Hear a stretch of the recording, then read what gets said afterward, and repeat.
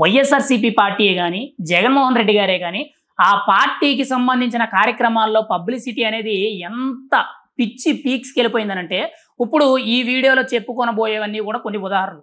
అయితే గత 2, 3 రోజుల నుంచి కూడా వైఎస్ఆర్సీపీ పార్టీకి సంబంధించిన కార్యక్రమాలన్నీ కూడా ఈ విధంగా ప్లాన్ చేయాలి, ఎలా ప్లాన్ చేస్తున్నారు.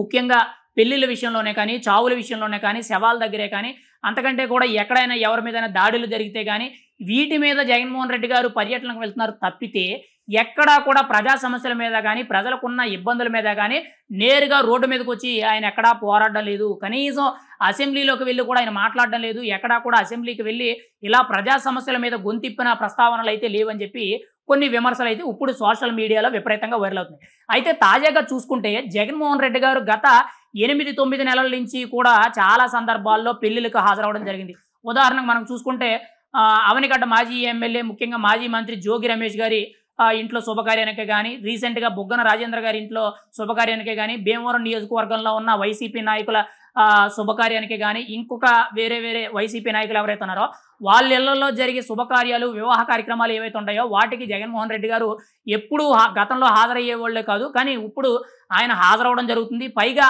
అక్కడ హాజరయ్యేటప్పుడు విపరీతంగా జనం వచ్చేటట్టు పార్టీ నుంచి వాళ్ళకి ఆదేశాలు వెళ్ళడం జరుగుతున్నాయంట.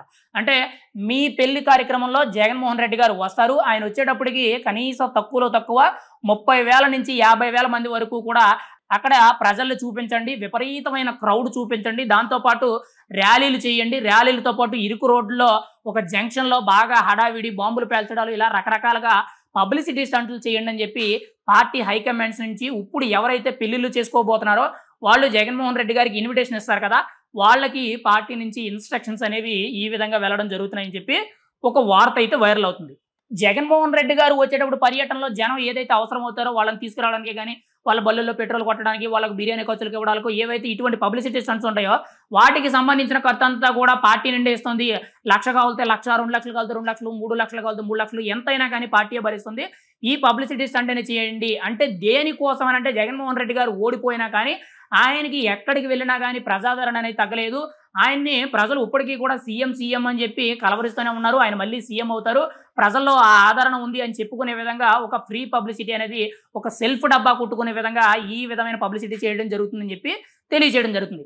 ఇంకోవైపు ఈ ఓడిపోయిన 15, 16 నెలల నుంచి కూడా జగన్మోహన్ రెడ్డి గారు ఎక్కడ చూసినా కానీ, ఎవరైనా చనిపోయినా కానీ, వాళ్ళ కార్యకర్తలకు ఏదైనా ప్రమాదం జరిగిందంటే కానీ వాటికి మాత్రమే జగన్మోహన్ రెడ్డి గారు హాజరవుతున్నారు తప్పితే ఎక్కడా కూడా ప్రజా సమస్యల మీద పోరాడినట్టు రీసెంట్‌గా కూడా మనం చూసాం. యూరియా రైతుల కోసం అని చెప్పి రోడ్డు ఎక్కారు, అంతకుముందు వేరే వీటి కోసం అని రోడ్డు ఎక్కారు. కానీ ఎక్కడ కూడా జగన్మోహన్ రెడ్డి గారు నడి రోడ్డు మీద కూర్చొని ఇదిగో ప్రజలకి ఇబ్బంది ఉంది, ప్రజలకి ఈ సమస్య ఉంది, దీని గురించి ప్రభుత్వం ఖచ్చితంగా చర్యలు తీసుకోవాలి, లేదనంటే నేను ఇంకా ఈ ఉద్యమాన్ని ఇంకా ఉధృత చేస్తాను, కావాలంటే నిరాహార దీక్ష చేస్తాను, లేదనంటే నిరసనలు తెలియజేస్తాను, ర్యాలీలు చేస్తాను, ధర్నాలు చేస్తాను అనే విధంగా జగన్మోహన్ రెడ్డి గారు ఎక్కడా మాట్లాడడం లేదు. కేవలం తమ పార్టీ నాయకులు, పార్టీ కార్యకర్తలకు సంబంధించిన ఏవైతే సింపతి స్టంట్లు ఉంటాయో, శవరాజకీయాలు ఏవైతే ఉంటాయో, ప్రమాదాలు ఏవైతే ఉంటాయో, విగ్రహావిష్కరణలు ఏవైతే ఉంటాయో, లేదనంటే శుభకార్యాలకు సంబంధించి పెళ్లి వేడుకలు ఏవైతే ఉంటాయో వీటికి మాత్రమే జగన్మోహన్ రెడ్డి గారు హాజరవుతున్నారు. వాటికి కావాలని జనం పోగేసి వాళ్ళకి డబ్బులు ఇచ్చి కూడా పిలిపించి ఇక్కడ ఈ పబ్లిసిటీ స్టంట్లు చేస్తున్నారని చెప్పి ఇప్పుడు సోషల్ మీడియాలో విపరీతంగా కొన్ని వార్తలు అయితే వైరల్ అవుతున్నాయి. అంటే జగన్మోహన్ రెడ్డి గారు తనకి ఎక్కడా కూడా ఫాలోయింగ్ తగ్గలేదు, ఆయన ఇంకా సీఎంగానే ఉన్నారు, ప్రజలు ఇంకా ఆదరణ పొందలేదు, కూటమి ప్రభుత్వం మీద వ్యతిరేకత వచ్చిందనే విధంగా ప్రజల్లో ఒక అనుమానాన్ని సృష్టించాలి, ఒక అభద్రతా భావాన్ని కూటమి ప్రభుత్వం మీద క్రియేట్ చేయాలి అనే విధంగా ఈ పబ్లిసిటీ స్టంట్లు అయితే చేయడం జరుగుతుంది. దాంతోపాటు దీనికి అవసరమైన ఖర్చు అంతా కూడా పార్టీ నుండే కూడా వాళ్ళకి పంపించడం జరుగుతుంది. పెళ్లిళ్ళ సందర్భంలోనే కానీ, ఇతర సందర్భంలో కానీ మీరు కావాలంటే చూసుకోవచ్చు.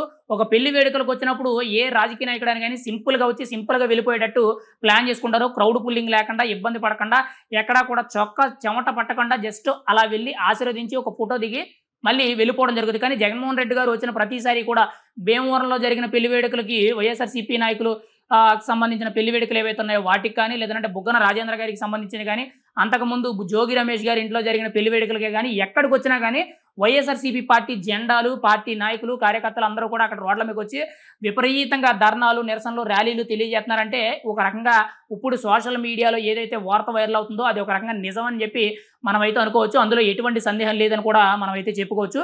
ఏదేమైనా కానీ జగన్మోహన్ రెడ్డి గారు ఇటువంటి ప్రీ పబ్లిసిటీ పిచ్చి పీక్స్‌కి వెళ్ళిపోయిందని ఏవైతే కొన్ని చెప్తా ఉంటారో అది ఈరోజు నిజమైందని మనమైతే చెప్పుకోవచ్చు. ప్రజా సమస్యల మీద పోరాటం అనేసి ఇటువంటి కొత్త కొత్త రకాలుగా జనాల్లో ఒక సింపతి అనేది క్రియేట్ చేస్తూ మళ్ళీ అధికారంలోకి రావాలని చెప్పి జగన్మోహన్ రెడ్డి గారే గాని, ఆ పార్టీ గాని ప్రయత్నం చేస్తున్నట్టు కొంత సమాచారం అయితే ఇప్పుడు తెలుస్తుంది.